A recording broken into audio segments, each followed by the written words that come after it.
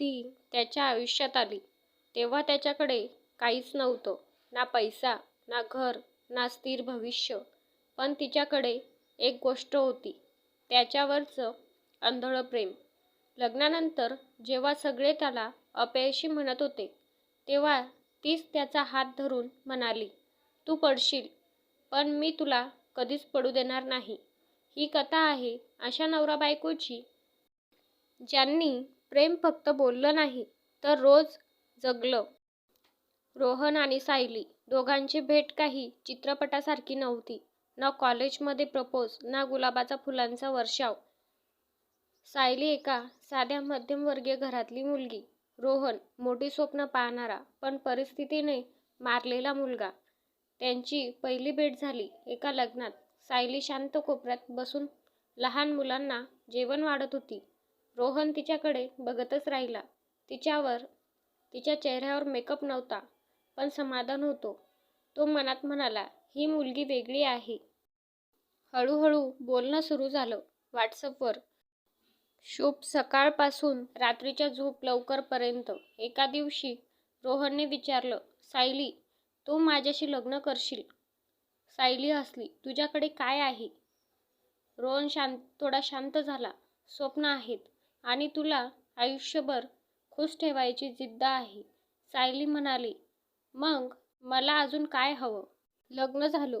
पहिले काही दिवस स्वप्नासारखे होते, पण मग सुरू झाला संघर्ष.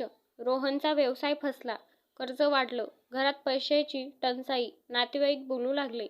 काय मिळालं सायलीला या मुलात? सायली शांत राहिली. एका रात्री रोहन खूप तणावात होता. तो म्हणाला, तुझं आयुष्य खराब केलं मी. सायलीने त्याचा चेहरा हातात घेतला. माझं आयुष्य तू आहेस, परिस्थिती नाही. त्या रात्री ती त्याच्या छातीवर डोकं ठेवून झोपली. जणू त्याला सांगत होती, मी आहे ना. घर चालवण्यासाठी सायलीने नोकरी सुरू केली. सकाळी 6ला उठून घरकाम, रोहनसाठी डब्बा आणि मग स्वतः कामावर. रोहनला हे पाहवत नव्हतं. एका दिवशी तो म्हणाला, मी तुला राणी बनवायचं ठरवलं होतं आणि तू माझ्यासाठी एवढं करतेस. सायली हसली. राणीला राजाची साथ हवी असते, सिंहासन नाही. एक दिवस भांडण झालं. रोहन चिडून म्हणाला, तू थकली असशील तर जाऊ शकतेस, मी तुला थांबवणार नाही. सायली काही बोलली नाही. ती फक्त खोलीत जाऊन रडली. त्या रात्री ती पहिल्यांदा त्याच्यापासून थोडी दूर झोपली. रोहनला जाणवलं, ती दूर गेली तर मी संपलो. तो उठला, तिच्या जवळ गेला, तिचा हात हातात घेतला. माफ कर, माझा राग तुझ्यावर नव्हता, परिस्थितीवर होता. सायलीने डोळे पुसले. आपण दोघं आहोत ना, मग काहीही अवघड नाही. त्या दिवसानंतर रोहन दुप्पट मेहनत करू लागला. रात्रंदिवस काम, नवीन कल्पना, नवीन प्रयत्न. सायली रोज त्याला चहा देताना म्हणायची, एक दिवस येईल, तू यशस्वी होशील आणि मला म्हणशील धन्यवाद. रोहन म्हणायचा, त्या दिवशी मी म्हणेन, हे सगळं तुझ्यामुळे. 2 वर्षांनी रोहनचा व्यवसाय उभा राहिला. कर्ज फेडलं, नवीन घर घेतलं. घराच्या चावीचा छोटा बॉक्स सायलीला देताना तो म्हणाला, ही तुझी मेहनत आहे. सायलीच्या डोळ्यात पाणी आलं. मला घर नको होतं, मला तू हवा होतास. रोहनने तिला मिठी घेतली आणि मला तू आयुष्यभर. एका रात्री बाल्कनीत दोघं बसले होते. सायली म्हणाली, आपण श्रीमंत झालो का? रोहन हसला, हो, कारण माझ्याकडे तू आहेस. ती त्याच्या खांद्यावर डोकं ठेवून म्हणाली, आणि माझ्याकडे तू. चांदणं त्याच्या चेहऱ्यावर पडत होतं. त्यांना कळलं, प्रेम म्हणजे फक्त रोमॅन्टिक फोटो नाहीत. प्रेम म्हणजे संकटात हात न सोडणं. नवीन घर, नवीन गाडी, रोहनचा वाढलेला व्यवसाय. पण त्या घरात एक शांतता होती. जणू काहीतरी अपूर्ण होतं. एका रात्री सायली बाल्कनीत उभी होती. रोहन मागून आला. काय झालं? इतकी शांत का आहेस? ती हलकसं हसली. आपल्याला अजून एक छोटंसं स्वप्न हवंय. रोहनला समजलं, ती आई होण्याचं स्वप्न बघत होती. काही महिन्यांनी डॉक्टरांकडे तपासणी झाली. रिपोर्ट हातात घेऊन डॉक्टर म्हणाले, सायलीला थोडी मेडिकल कॉम्प्लिकेशन आहे. आई होणं कठीण जाऊ शकतं. सायली शांत बसली. रोहन तिचा हात घट्ट पकडून होता. घरी आल्यावर ती पहिल्यांदा तुटली. रोहन, मी तुला बाबा बनू शकणार नाही. कदाचित. रोहनने लगेच तिच्या ओठांवर बोट ठेवलं. मला बाबा होण्यापेक्षा तुझा नवरा राहणं जास्त महत्त्वाचं आहे. त्या रात्री तो तिच्या मांडीवर डोकं ठेवून रडला. पण तिच्यासमोर मजबूत राहिला. नातेवाईक पुन्हा बोलू लागले, इतके पैसे आहेत पण वारस नाही. दुसरं लग्न केलंस तर?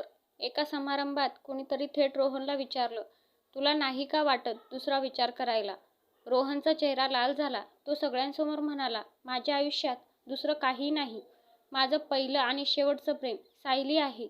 सायली दूर उभी ऐकत होती. तिच्या डोळ्यात अभिमान आणि अश्रू दोन्ही होते. एक दिवस सायलीने शांतपणे सांगितलं, रोहन, आपण एखादं अनाथ मूल दत्तक घेऊया. रोहन हसला. आपल्याला आई बाबा म्हणणारा एक जीव आपल्या प्रेमात वाढेल. दोघांनी मिळून एका छोट्या मुलीला दत्तक घेतलं. तिचं नाव ठेवलं आर्या. आर्या पहिल्यांदा आई म्हणाली तेव्हा सायली रडतच बसली. रोहन तिच्याकडे बघत म्हणाला, पाहिलंस, तू आई झालीस आणि माझं घर पूर्ण झालं. आयुष्य सुरळीत चालू होतं. पण एक दिवस सायलीला अचानक चक्कर आली. ती बेशुद्ध पडली. हॉस्पिटलमध्ये डॉक्टर म्हणाले, सायलीला हृदयाचा गंभीर आजार आहे. ऑपरेशन करावं लागेल. रोहनच्या पायाखालची जमीन सरकली. त्याने देवघरात बसून पहिल्यांदा जोरात रडून प्रार्थना केली, तिला काही झालं तर मी जिवंत राहणार नाही. सायलीला ओटीमध्ये नेताना ती रोहनचा हात पकडून म्हणाली, जर मला काही झालं तर आर्याला सांग. तिची आई तिला खूप प्रेम करायची. रोहन ओरडला, गप्प बस. तू मला सोडून कुठेच जाणार नाहीस. ती हलकसं हसली. मी वचन दिलंय ना, पडू देणार नाही तुला. दरवाजा बंद झाला. 3 तास रोहन त्या दाराकडे बघत बसला. डॉक्टर बाहेर आले. ऑपरेशन यशस्वी झालं. रोहन खाली बसला. डोळ्यातून अश्रू वाहत होते. सायली शुद्धीवर आली तेव्हा रोहनने तिच्या कपाळावर हलकंसं चुंबन दिलं. मी सांगितलं होतं ना, तू मला सोडून जाऊ शकत नाहीस. सायली हळूच म्हणाली, कारण तू अजून म्हातारा झालेला नाहीस. मला तुझ्यासोबत भांडायचं आहे अजून. दोघं हसले आणि रडलेही. काही वर्षांनी आर्या शाळेतून धावत आली. आई बाबा, मला तुमच्यासारखं प्रेम हवंय आयुष्यात. रोहन आणि सायली एकमेकांकडे पाहून हसले. रोहन म्हणाला, प्रेम म्हणजे परफेक्ट माणूस मिळणं नाही, तर अपूर्ण माणसासोबत पूर्ण आयुष्य जगणं. सायली त्याच्या खांद्यावर डोकं ठेवून म्हणाली, आणि हात कधीच न सोडणं. तीनही जण एकमेकांना मिठी मारून उभे होते. जर तुमच्या आयुष्यात अशी व्यक्ती असेल जी संकटातही तुमचा हात सोडत नाही, तर आजच तिला एक मेसेज करा. तू असलीस की सगळं आहे. मंडळी, स्टोरी आवडली असेल तर चॅनलला लाईक, शेअर, सबस्क्राईब नक्की करा. व्हिडिओ शेवटपर्यंत बघितल्याबद्दल मनापासून धन्यवाद.